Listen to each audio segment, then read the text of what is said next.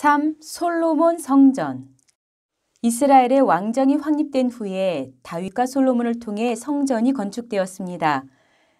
다윗 왕은 자신은 백향목으로 된 화려한 궁에 거하고 있는데 하나님의 언약궤는 휘장 안에 있다는 사실에 너무나 황송하여 건물로 된 성전을 지어야겠다고 마음먹었습니다.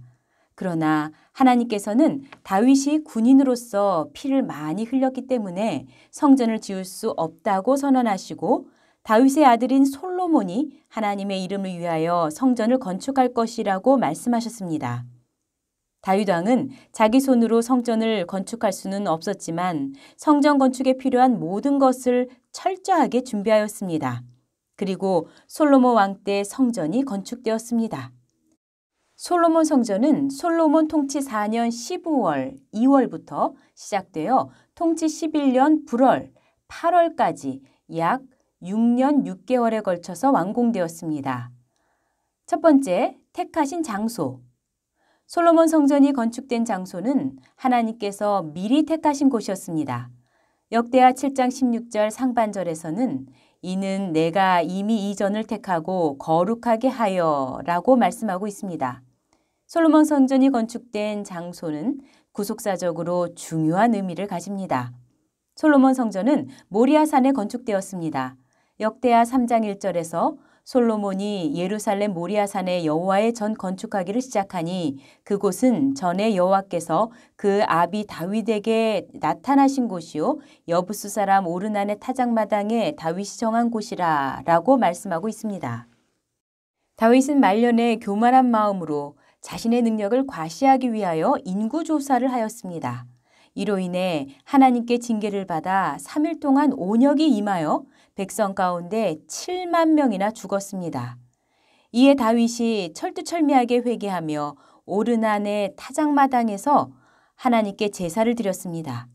이때 다윗은 하나님께서 불로 응답하심을 보고 이는 여호와의 하나님의 전이요 이는 이스라엘의 번제단이라 라고 고백하며 이곳에 하나님의 성전이 세워질 것을 미리 말하였습니다. 이 장소는 옛날 믿음의 조상 아브라함이 이삭을 바친 모리아산이었습니다. 훗날 예수님께서는 아브라함이 이삭을 바쳤던 모리아산 근방의 골고다 언덕에서 십자가에 달려 죽기까지 순종하심으로 자기 백성의 모든 죄 문제를 완전히 해결해 주셨습니다. 두 번째, 하나님의 임재. 하나님께서는 솔로몬 성전에 임재하셨습니다. 열왕기상 8장 13절에서 내가 참으로 주를 위하여 계실 전을 건축하였사오니 주께서 영원히 거하실 처소로소이다 라고 말씀하고 있습니다. 솔로몬 성전에는 하나님의 임재가 크게 두 가지로 나타났습니다. 첫째, 솔로몬 성전에 하나님의 영광이 가득하였습니다. 솔로몬이 언약궤를 지성소로 옮겼을 때 하나님의 영광이 솔로몬 성전에 가득하였습니다.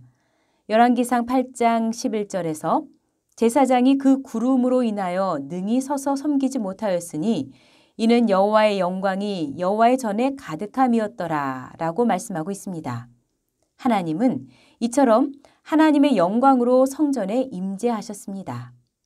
둘째, 솔로몬 성전에 하나님의 이름과 눈과 귀와 마음이 머물러 있었습니다.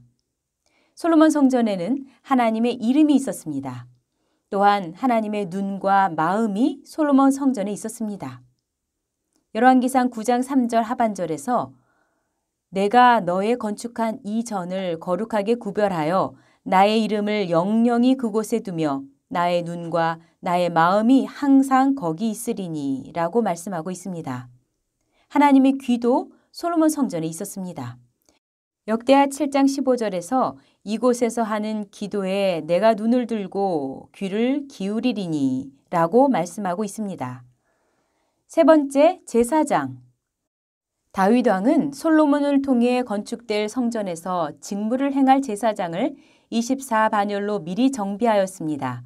다윗은 엘르아살의 자손 사독 가문과 이다말의 자손 아히멜렉 가문이 제사장직을 수행하도록 하였는데 엘르아살 가문에서 16개 반열, 그리고 이다말 가문에서 8개 반열을 담당하였습니다.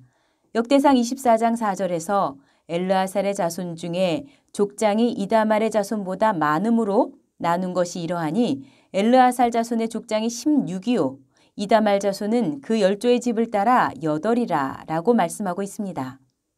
이들은 완성될 성전에서 성소의 일을 다스리는 자와 하나님의 일을 다스리는 자로서의 사명을 받았습니다. 솔로몬 성전이 완성된 후에 제사장들이 하나님의 언약궤를 메고 올라와서 지성소에 안차였습니다.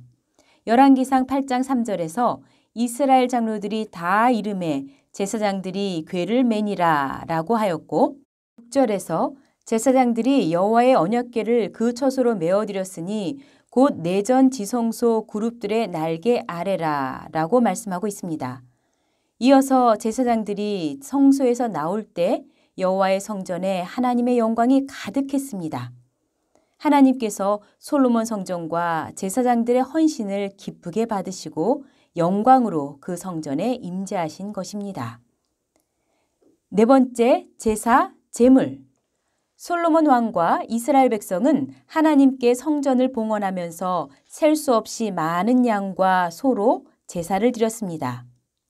열왕기상 8장 5절에서 솔로몬 왕과 그 앞에 모인 이스라엘 회중이 저와 함께 궤 앞에 있어 양과 소로 제사를 드렸으니 그 수가 많아 기록할 수도 없고 셀 수도 없었더라 라고 말씀하고 있습니다. 여기 양은 히브리어 촌으로 암수를 모두 포함하는 집합명사이며 소는 히브리어 바카르의 남성 단수명사로 수소를 의미합니다. 레위기에 기록된 5대 제사 가운데 암양도 제물로 드릴 수 있는 제사는 화목제입니다. 열왕기상 8장 63절에서는 솔로몬이 수소 2만 2천과 양 12만을 화목제로 드렸다고 말씀하고 있습니다. 온 백성이 성전 봉헌으로 하나님과 화목되었음을 감사하면서 기쁨으로 제사를 드렸습니다. 솔로몬 왕과 백성이 드린 제물의 양은 도저히 수를 세거나 기록할 수 없을 정도였으니 그들이 얼마나 큰 감사와 기쁨으로 하나님께 헌신하였는지 알 수 있습니다. 그러나 솔로몬 왕은 말년에 하나님의 말씀을 떠나서 많은 이방 여자를 맞아들이고 산당을 지어서 이방 신들에게 제사하였습니다. 이에 대해 열왕기상 11장 6절에서는 솔로몬이 여호와의 눈앞에서 악을 행하여 그 부친 다윗이 여호와를 온전히 조침같이 좇지 아니하고 라고 말씀하였고 9절 상반절에서는 솔로몬이 마음을 돌이켜 이스라엘 하나님 여호와를 떠남으로 여호와께서 저에게 진노하시니라 라고 말씀하고 있습니다.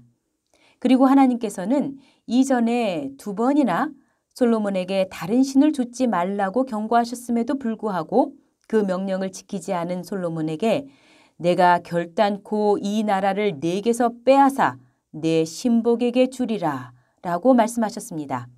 그 죄의 결과로 솔로몬 왕이 죽은 후에 통일 이스라엘 왕국이 남유다와 북이스라엘로 분열되고 말았습니다.